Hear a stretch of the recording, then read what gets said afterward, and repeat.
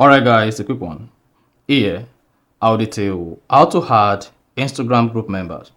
So if at the end of this you found this offer informative, please don't forget to like and then subscribe. Now the first one to do is go ahead and open the Instagram application. Once opened, click on the messenger icon at the top right. Then on the messenger page, locate and click on the group chat. Once you click on group chat, locate and click on add people.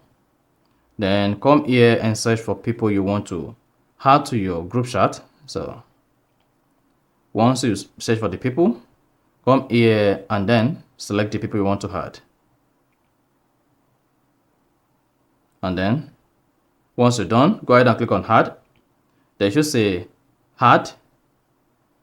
Then hang on. Then if you come back to the profile name, click on it. Then click on people. You should see your Instagram group chat member. However, you can also come back to the Instagram page, click on invite link. Then go ahead and copy this link and share the link to friends and family to join your Instagram group, and then you're good. So that's exactly how to add Instagram group member. So if you found this offer informative, please don't forget to like and then subscribe.